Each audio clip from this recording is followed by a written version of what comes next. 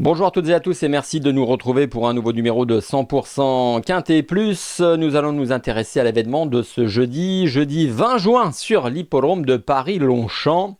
Les jeudis à Longchamp se poursuivent. Il s'agit donc d'une semi-nocturne riche de 8 courses, de même de 9 courses, un programme intéressant avec un groupe 3 en début de programme, le prix de la porte-maillot, une listed également. Et des courses qui vont donc entourer ce quintet disputé dans la 7e épreuve du programme. Il s'agit du prix du Nabob, 7e course, avec un terrain qui s'annonce collant car la région parisienne, entre autres, a essuyé quelques belles averses intenses ces dernières heures. Donc une piste qui va se situer entre deux eaux, en tout cas qui n'avantagera pas, selon toute vraisemblance, les adeptes du bon terrain. La piste sera très souple, voire collante, car il fait tout de même assez doux. Voilà donc les données techniques. On regarde tout de suite le tableau des participants de ce handicap disputé sur 2200 mètres. De la grande piste pour des 3 ans, donc un quintet qui s'annonce difficile, car c'est une génération qui doit encore, pour certains, trouver ses marques. Certains ont déjà brillé dans les handicaps, d'autres vont découvrir cette catégorie. Donc, ce n'est pas évident. En haut de tableau, Jiching's Dream, Las, qui est dans ce cas de figure, premier handicap en valeur 39, mais c'est un bon poulain. Il devrait réussir, tout comme le numéro 2, Benny Marou, dont on ne connaît finalement pas sa valeur dans ce genre de tournoi. Est-il surestimé ou non? En tout cas, c'est un joli poulain qui reste sur un très facile succès, mais qui doit évidemment monter de catégorie.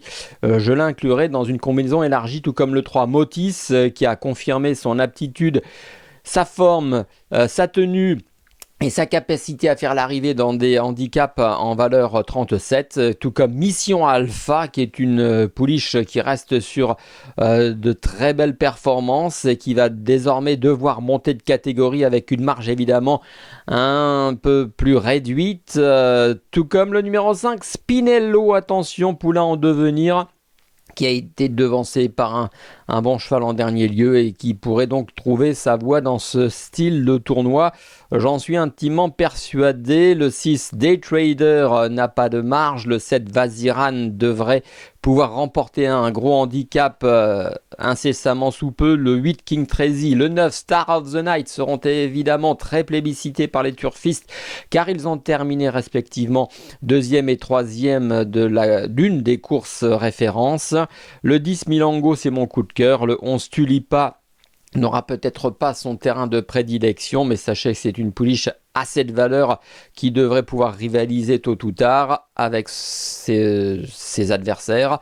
Le 12 Albicet revient donc sur une piste en gazon avec quelques ambitions au dire de son entourage. Le 13 Miaman limité selon Alessandro Botti qui fera de son mieux. Le 14 Agoria doit faire ses preuves, mais méfiance, n'oublions pas qu'un certain Stéphane Pasquier lui est associé avec une corde numéro 16. C'est vraiment un coup de poker. La retenir ou non est une affaire d'impression, même si elle reste sur un échec, il ne faut pas la condamner. La fois précédente, c'était pas mal. Donc en 34,5 de valeur, c'est certainement une pouliche qui va trouver sa voie également dans ce genre d'épreuve. Le 15 Gossip Pet et le 16 Zarakiva compléteront le tableau des participants. Voilà, vous savez tout. On attaque avec le papier.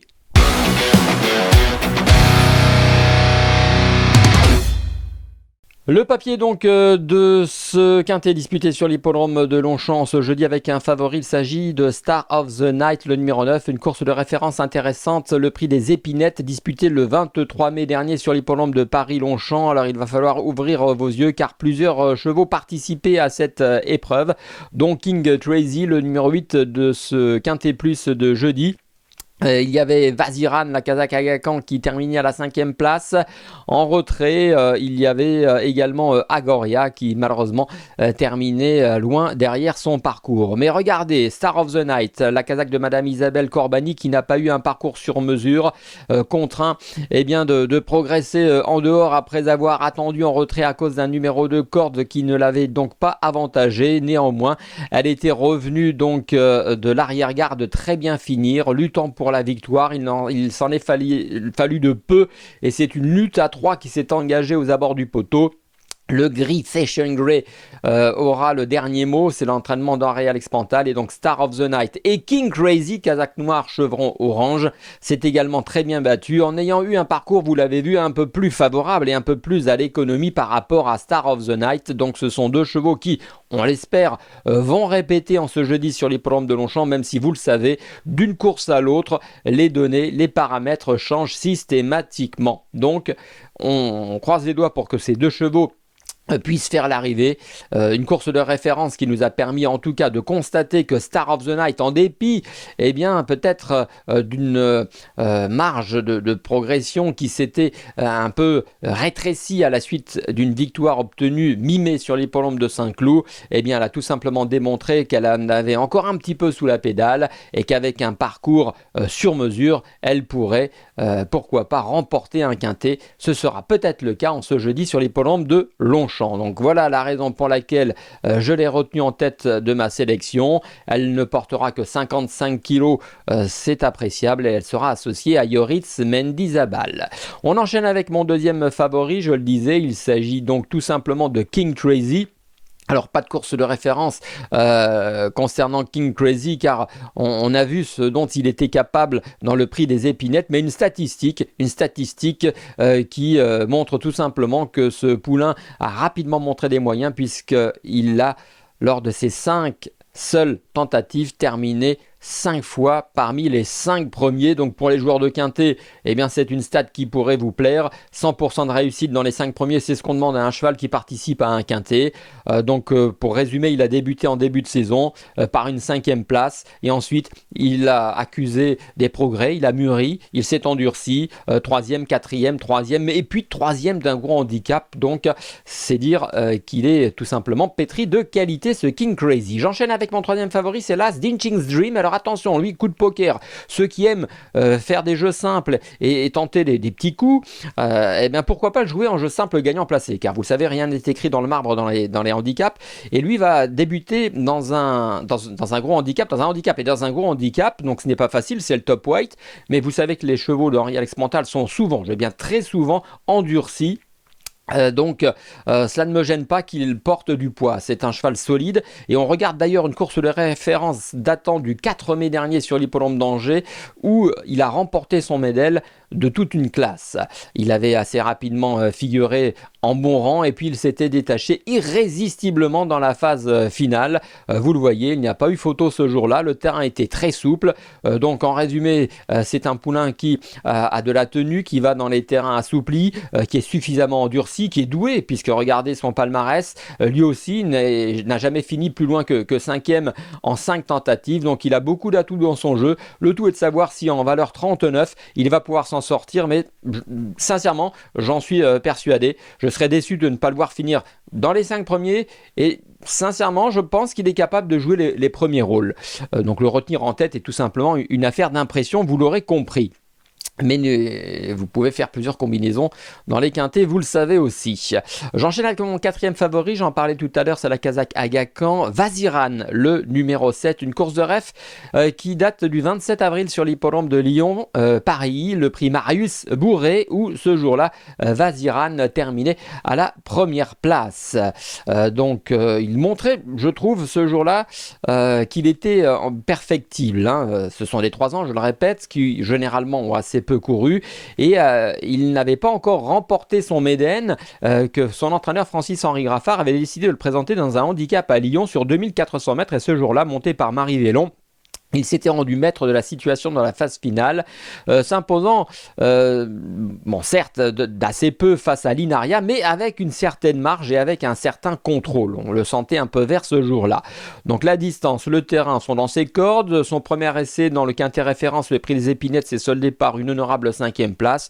Nul doute qu'il va monter en puissance, donc on lui fera confiance. Et je terminerai mon analyse avec mon 5e favori. Alors là, c'est un petit coup de poker, c'est vrai, ça passe ou ça casse, mais dans les courses, il faut savoir se démarquer des autres, sinon on se retrouve tous avec le même jeu. Et comme c'est un pari mutuel, n'oubliez pas que vous gagnez ce que les autres perdent. Voilà, donc le numéro 10, Melango, j'aime bien, c'est un cheval en progrès, qui est doué tout simplement, et qui, je pense, bénéficie actuellement des pistes assouplies, et il aime ça. Regardez à Longchamp ce qu'il s'est passé le 23 mai dans le prix des Batignolles. Il s'agissait tout simplement de la deuxième épreuve du handicap divisé, dans laquelle Star of the Night et King Crazy avaient terminé deuxième et troisième. Donc, ce jour-là, eh bien, on va regarder ce qu'il s'est passé assez vite en bon rang. Melango s'est montré le plus fort à la lutte et sur le parcours des 2100 mètres de Paris-Longchamp, dans un terrain collant, il devançait un certain Starzofal Kazakh Bleu Toc Rose, qui n'était autre qu'un des favoris de la course, sur la foi de sa deuxième place obtenue précédemment dans un quintet pour 3 ans, remporté par Chartwell et dans lequel Fashion Grey, qui a remporté le quintet le 23 mai à Longchamp, terminé 4e. Motis était 5e. Agoria était 6e. Derrière, il y avait Dempy qui s'est imposé récemment dans une course à condition.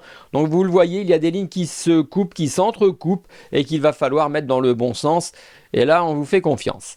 Donc tout ça pour vous dire que Melango, malgré sa pénalité sur l'échelle des valeurs, car évidemment il a été remonté de 5 livres, cela ne me fait pas peur car le cheval est en forme et il aura surtout son terrain. Je pense que c'est une question de terrain.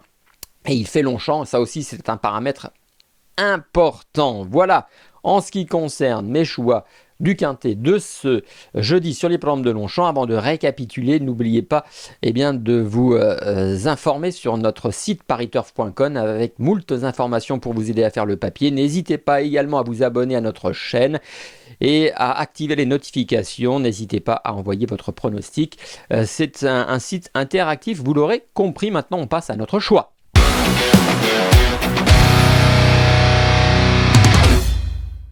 Et mon prono pour le quintet du jeudi à Longchamp avec, je le disais, le numéro 9, Star of the Night, qui portera bien son nom pour une semi-nocturne, un jeudi X à Longchamp.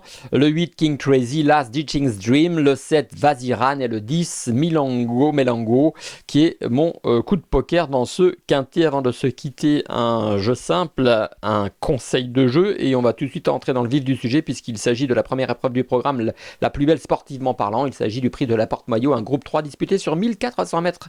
Le parcours dit du toboggan, un lot de haute volée dans lequel je jouerai en jeu simple gagnant placé le tenant du titre.